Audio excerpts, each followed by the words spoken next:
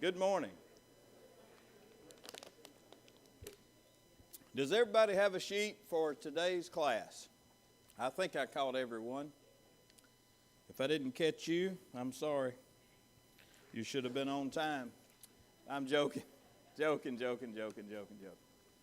You know I'm not that way all the time anyway. Okay, dangers of the tongue. This is helping me grow.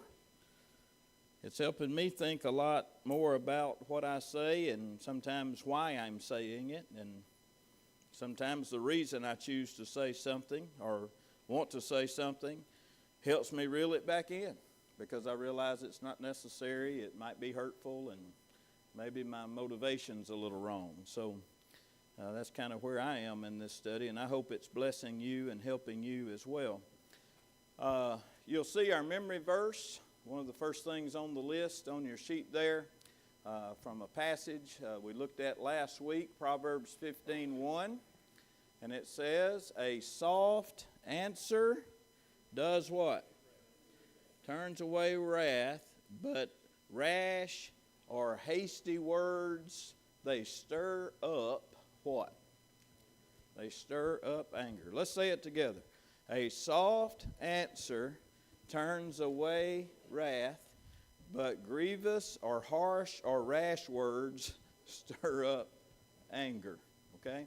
And so that kind of teaches us how we should respond when somebody comes to us and maybe they're a little excited or upset or even outright angry about something.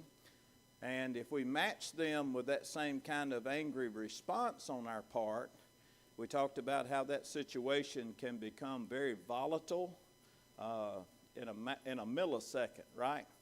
But to be able to kind of speak in a calm tone with kind words, showing that you value your relationship with this person, or at least if you don't even know that person, you value them as a human being, and you can say, okay, I can see, that something has upset you. I validate that. But let's sit down and reason together, and sometimes just by our speech, we can make what would be a bad situation, we can actually make it to where it's a lot more positive than it would be if we lashed back with the same kind of anger we were met with. Make sense? And so we can learn to kind of, what was the word last week? We can de-escalate situations. Probably by the way that we choose to answer people. All right, so today let's, and I think we've at least alluded to this one before. I don't know that it's been on one of our lesson guides, but Proverbs 17. And we want verse 27 and 28. Proverbs 17, and we want verse 27 and 28. I know we've alluded to this, especially verse 28. He who has knowledge spares his words, and a man of understanding is of a calm spirit. So let's just deal with that just a second. Who has knowledge spares his words. How is knowledge used here?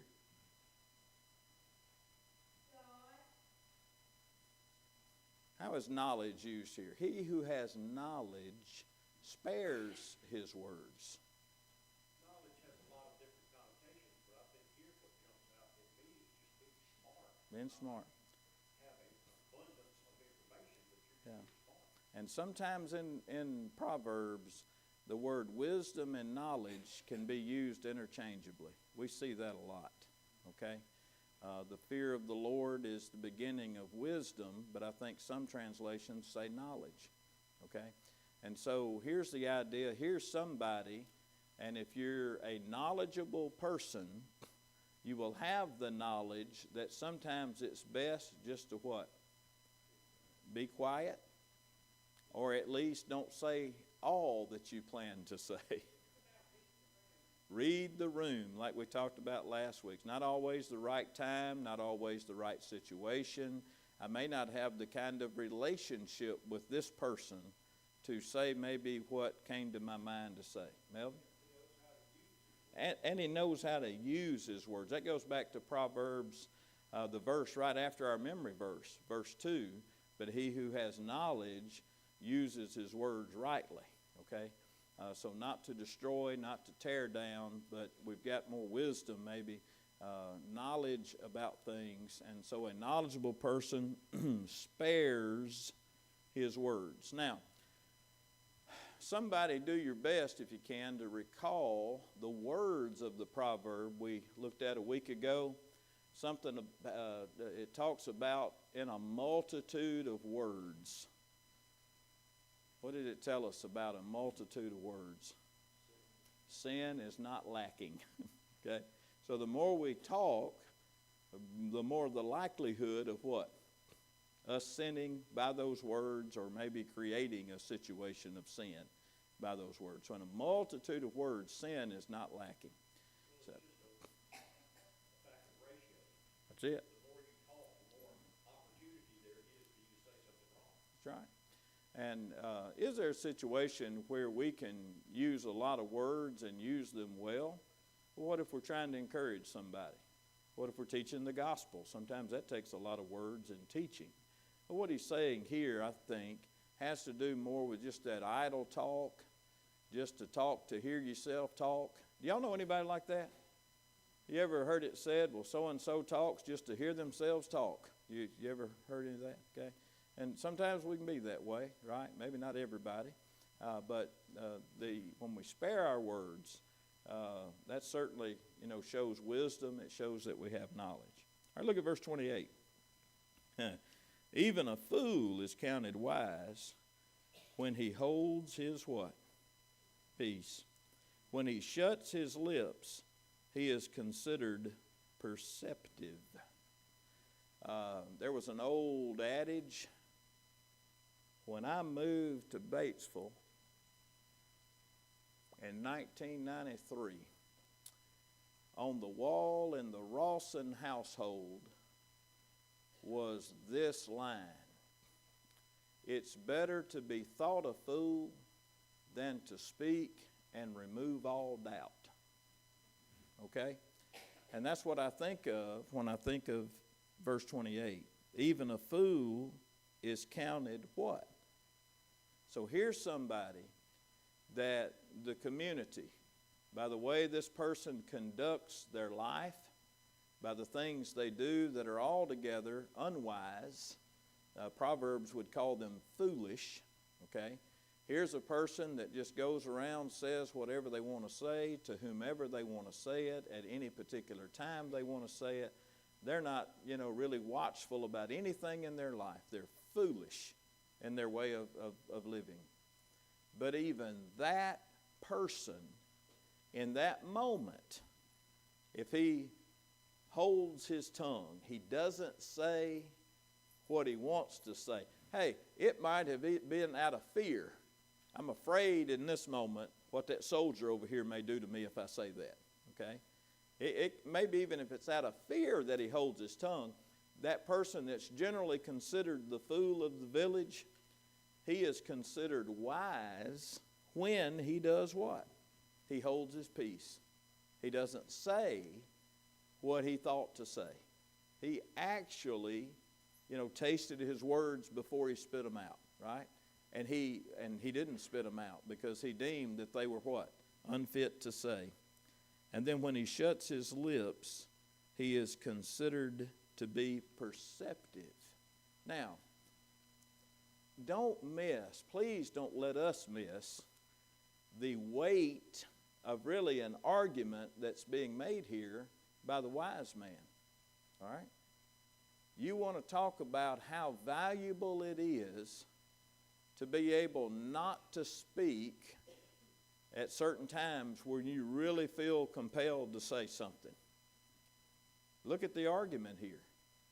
Even a fool is considered wise if he'll just what? Be quiet. Hold his peace. So much more should those who try to live a life of walking in wisdom, well, they'll be considered even wiser, right? If they'll, in those times, hold their what? Peace. Now, remember, we said last week, there are times Scripture tells us that sometimes silence is sinful, okay? If I don't confess my sins to my brothers, if I've sinned against them, is that sinful? Yeah, so sometimes I need to speak. If I don't confess my sins to God, if I don't preach and teach the truth and love, to other people in the world as I know it from the Word of God, then silence can be sinful. Not speaking up for those who can't speak for themselves. Okay? Those who don't have, maybe the platform, or they're infants, or they're the aged who are going through times of mental decline. I think I would be sinful if I didn't speak up on their behalf. But now I can always do that. Thank you so much. I love your gifts, by the way. Thank you. You worked hard on those, didn't you? Mm-hmm. I appreciate it. Thank you so much. Pretty poet. I'm going to put it in this pocket. Yep. No, I'm not. That one doesn't open. I'll put it in this pocket. I got you. I know you did. Thank you so much. It looks like you worked hard on it. I want to show you something.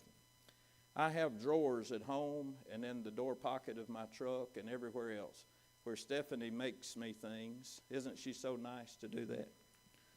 I mean, I don't know what this is. Oh, that's a rabbit. Look at that. What? I couldn't do that on my most creative day, okay?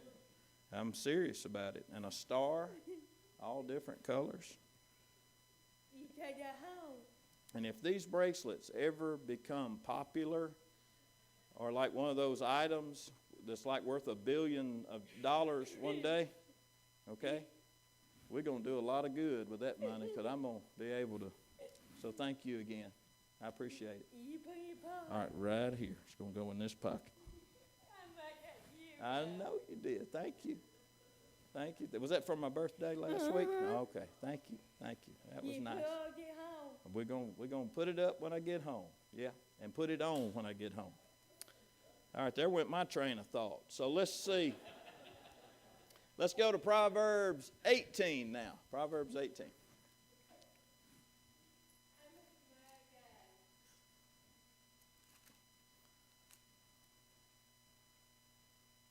Proverbs 18, and the verses are verse 6 through 8. Don't do like I did and turn to Proverbs 16. 18. Now, there are a couple of things that we could mention, like in verse number 4, but we're more so looking for dangers of the tongue. That's the title of our class this quarter, okay? So let's begin in verse number 6. A fool's lips enter into contention, and his mouth calls for blows. Define for me what contention is.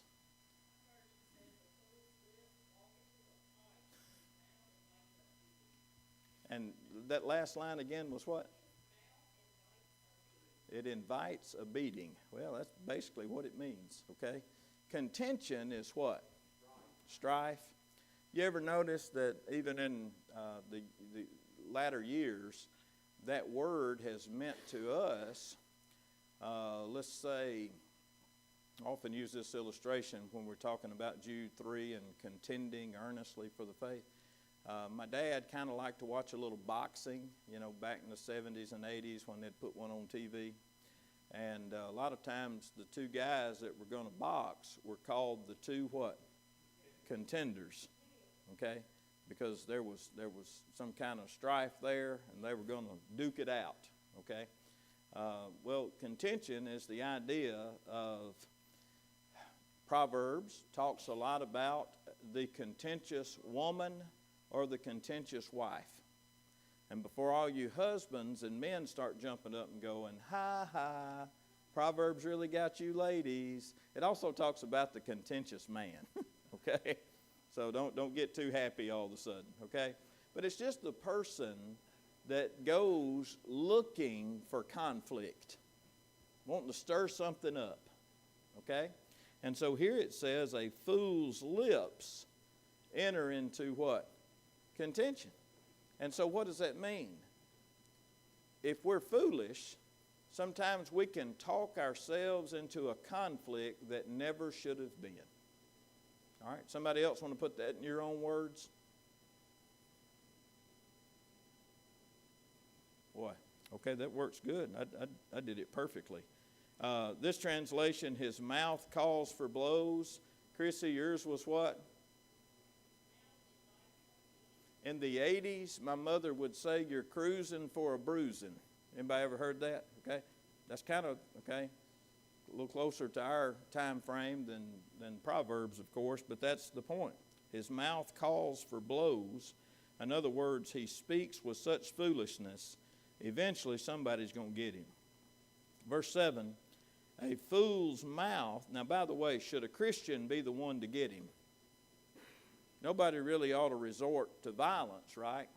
But you can run your mouth so that eventually somebody with no self-control are going to feel like they need to handle that. Now, I'm not saying that part of it's right, and nor is the wise man, okay?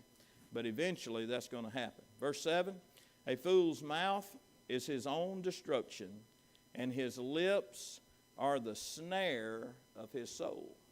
Now, what is a snare? I think it's very important, of course, in all of our biblical studies that we define words and understand what they are and how they were used in their time. But what is a snare? What was a snare back then? It's a trap, okay? A lot of times in trying to catch anything from birds to a little bigger game, you know, for hunters and such back in that day, they would set a trap, and they would call it a snare, to ensnare, you know, somebody. That word is used sometimes about enemies, and they ensnared an individual. It's used of Satan and how he ensnares us. He traps us. He tricks us into, come here and get this food. Oh, you hit the tripwire. Now you're caught. Okay? So that's the idea. And a lot of times, a fool's mouth is his destruction, and his lips are the snare. It's the trap of his what? Soul. In other words, it can ensnare his very being. You know, again, because we're not a body with a soul. We are, as human beings, a living soul with a temporary what? Body, right? And so this ensnares the soul, and it suggests judgment here, or that this snare is not good. Okay, he is not on good standing with God. Then verse 8, the words of a talebearer are like tasty trifles, and they go down into the inmost body. All right, what is a trifle? A what? A morsel. Something to eat, okay? And this one is tasty, okay? It satisfies the palate, okay? All right. How many of you have eaten, you know, lately Japanese cuisine has become very popular, the hibachi grills in restaurants, and that's a sushi. All right, you think sushi is bigger today than it was in 1975 in America, in the South? More popular, that's what I meant, yeah. Not bigger pieces for sure. It's not bigger, you know, than it was. I never heard of sushi, okay, when I grew up. I never saw it in the movie. I did watch Cars. I don't know if it was 1, 2, or 3, you know, with Toe Mater. And he was at some party, and he had, is the green stuff the wasabi? And he got a little of it over at the tasting bar, and he got to the microphone and said, don't eat the pistachio ice cream. It has turned, okay? So some things don't taste good to certain people, right? But here is a tasty morsel, right? And it says, what about it? The words of a talebearer are what? Like tasty trifles. So what, is he really talking about the talebearer here? Or is this more in line with be careful what you hear? Okay, Bronson? If you haven't forgotten your comment already, sorry.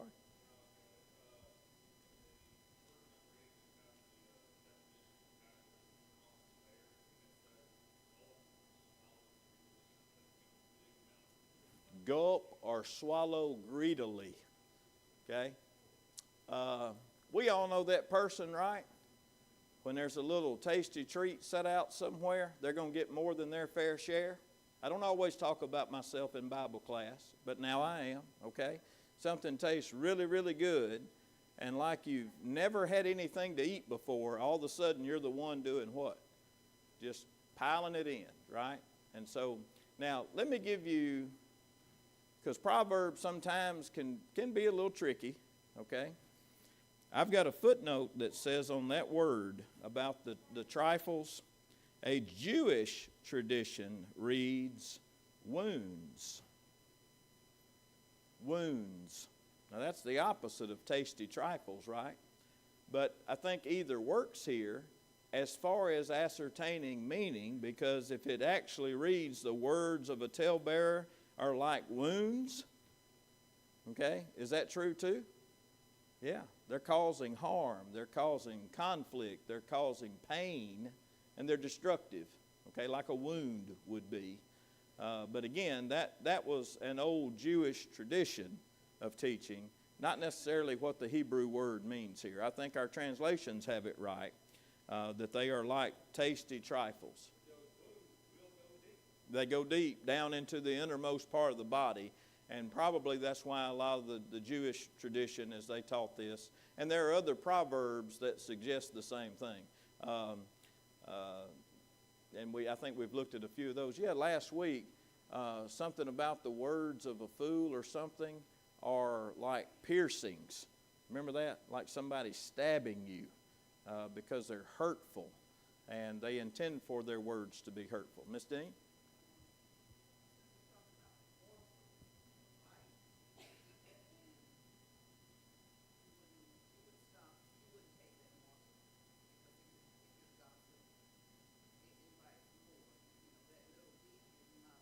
Yeah, the little bit isn't enough, is it? That's a good point. And so you just got to, it kind of goes back to what Bronson was saying when he looked the word up over there. It's just you got to, it's greedy. It tastes so good, okay? Now, how are we in listening to a talebearer? Anybody have another translation there for talebearer? A gossip. Say it again, Miss Hill. Rumors, there you go. One who spreads rumors. It's not gossip if it's true. True or false? It's not gossip if it's true, quotation marks, true or false? That's false. Even if it is true, it's still what? It's still gossip.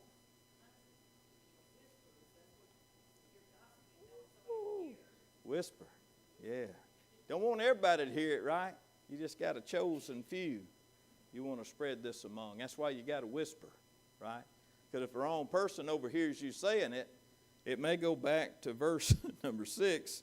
A man's lips enter into contention, and his mouth calls for beatings or blows. Okay?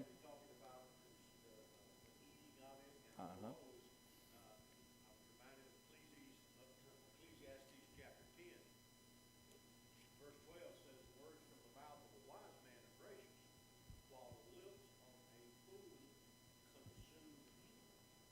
Woo, the lips of a fool consume him.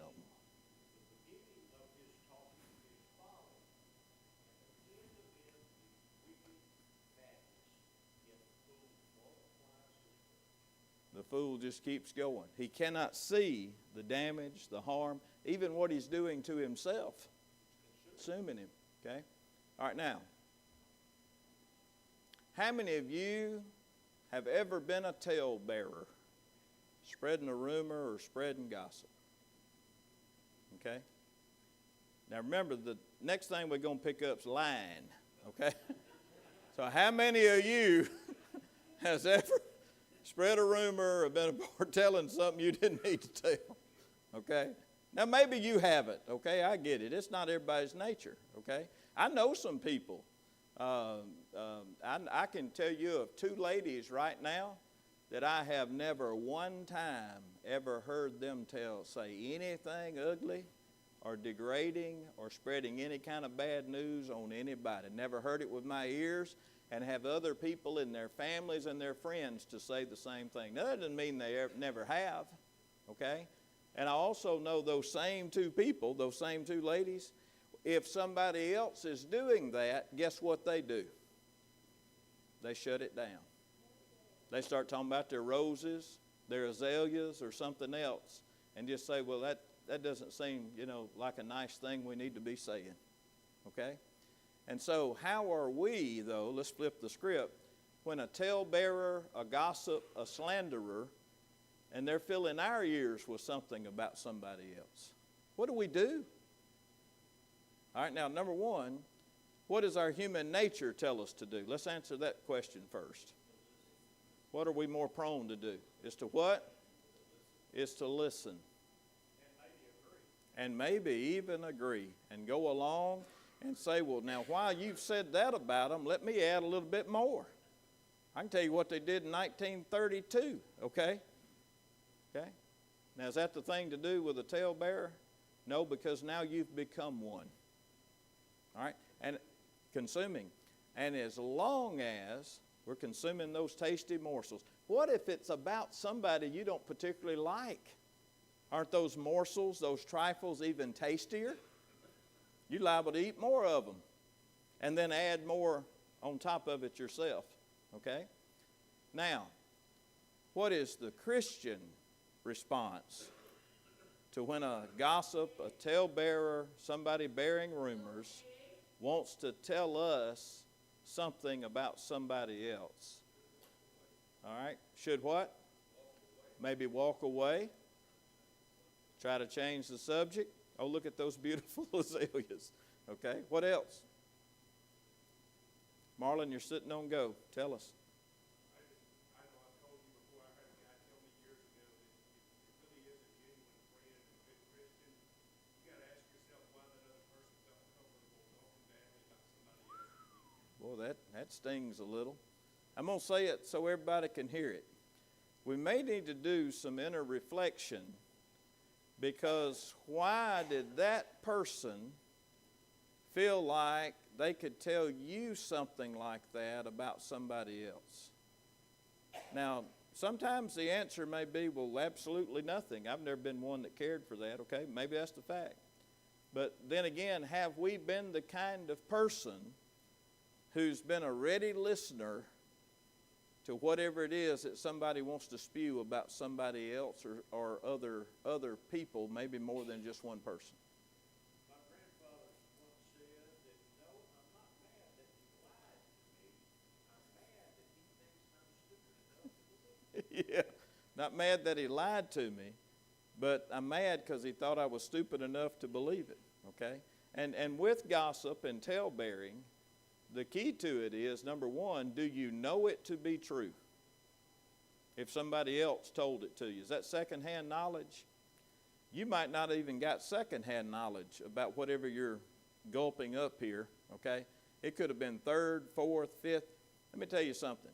I could start with any person in this auditorium and tell you one sentence. One sentence. We used to do it in the youth group all the time at our devotionals and stuff.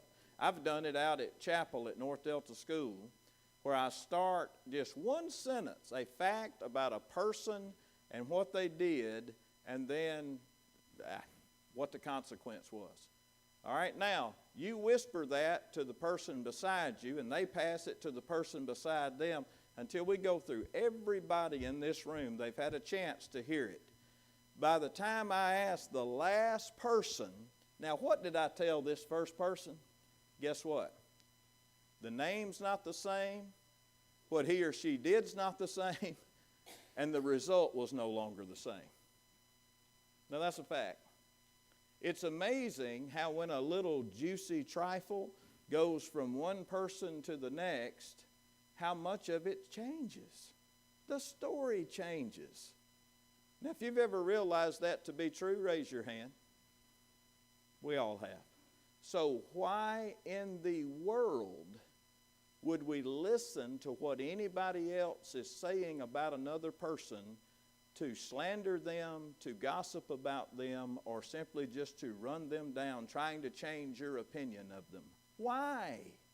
when we know that to be the case. If I've told you this, I'm going to tell it again because I think it's very powerful. Ray Light, many years ago, had a good friend. And this friend dropped by to see Brother Ray one day, and they were just casually talking. And the man brought up, "Oh, did you hear that so-and-so died?" And Brother Ray said, "No, I hadn't heard that." "Are you sure?" "Oh, yeah." Brother Ray was like, "Well, I know his family. They just live right down here. Surely I would have known. I mean, I don't leave this hill too often, but maybe I was on a trip or whatever. But you're sure he died?" "Oh, yeah." Brother Ray started getting all of his stuff he'd put up, pear preserves, some smoked meats that he had smoked, all this stuff. He's gathering it together. He goes over to the widow's house, the lady, a couple of her kids maybe still there, grown kids, but a lot of folks still visiting around, and he carries that in and everything. So "I just want y'all to have this. I want you to know I'm very sorry." And he commented to me later when he was telling me this story. He said, "I noticed they all kind of looked a little surprised about what I was sorry about." He said 2 or 3 weeks later, I'm at Huckster's Mart, right there on the hill in Pope, Mississippi. He said I had to go by there and get something. He said, and I turn around after paying the cashier, and I'm about to step toward the door, and in walks the dead man. He said, "I'd been told, I asked that man 100 times, you sure? Are you sure?" And so they had a good talk about it, and he told him what had happened. He said, "Man, I thought you were gone. I'm so surprised." If you see the surprise on my face, there's a reason why, okay? All right, a little time passes, and he talks with his friend that he had told him about this person, passing. And Brother Ray began to question him. He said, "When you told me so-and-so had died?" He said, "Oh, yeah, he died, so-and-so." He said, "Did you go to the funeral?" And the man said, "Oh, yeah, I went to the funeral." "Did you go to the burial? Did you go to the grave with them after it was over with?" "Oh, yeah, I was there. I went. Ray started, "Did you see them put him in the ground?" And then finally he told him, "That man's not dead. You might have got your names mixed up." He said, "But I just saw him up here at Huckster's just a couple of weeks ago." All right, so now what does that tell us? Should any of us take as absolute fact what somebody else tells us? Now, that man meant no harm by saying that so-and-so had died. It was nothing malicious. He just wanted his friend to know that they had a mutual friend, and well, it sure was awful to hear about. Probably had the names mixed up. Probably said the wrong guy, okay? Even more so when somebody comes to you or to me and they are bashing on somebody else, saying this supposed fact and this thing. Number one, ask yourself, are you not more concerned about the person that would be confident in telling you something like that? See, I distrust this person now, okay? Number two, am I absolutely sure that what they're saying is true? Because in all likelihood, guess what? It's not. Not if it's in the spirit of slander and gossip and trying to degrade somebody and ruin their name and their reputation, okay? And so again, don't accept things that you hear just because you heard them, okay? And I'm going to tell you something else. I think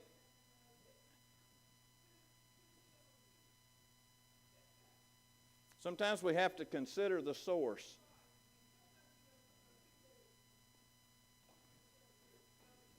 Right? Mm-hmm.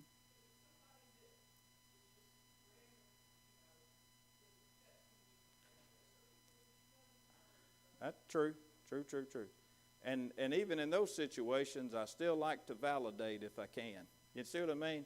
Because, again, when somebody tells something bad about somebody else, my other question is, okay, well, what acts do they have to grind about that person that they do something this evil to come try to tell me or somebody else this defaming thing about them? What acts why are they so mad at that person? Why that person? Okay? Bronson, you...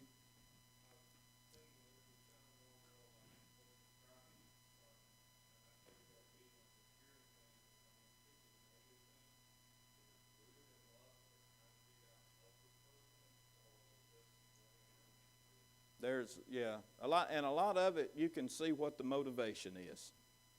You know, sometimes people may share something with you, and you know their intent is not to defame or hurt another person. It's just to try to maybe get them some help.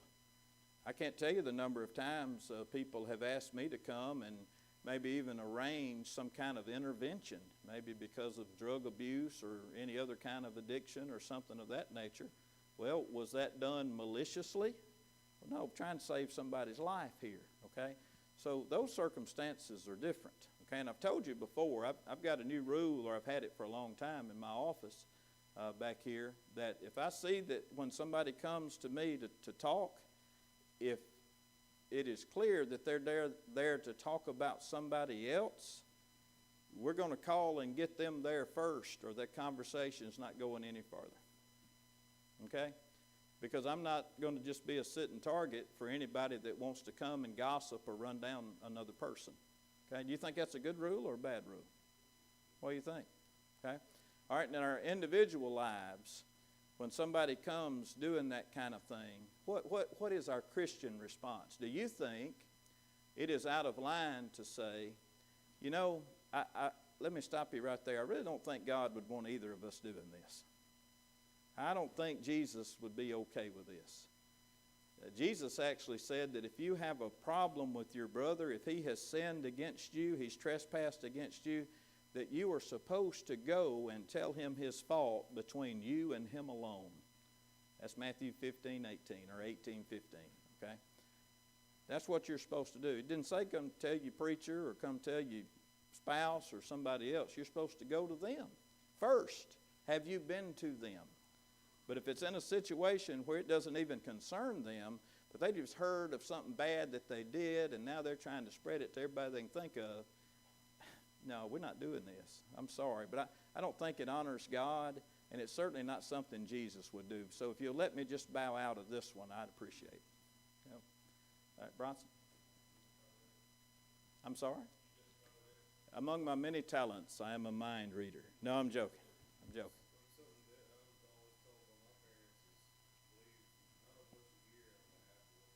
Yeah. Yeah.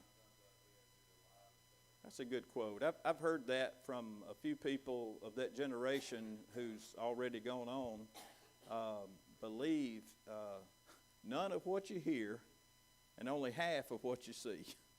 Okay? A lot of times you may hear things that are coming from, I remember, I think I've heard the story about Daddy Yeah. and the dead guy. Did you see him put him in the grave? Yeah.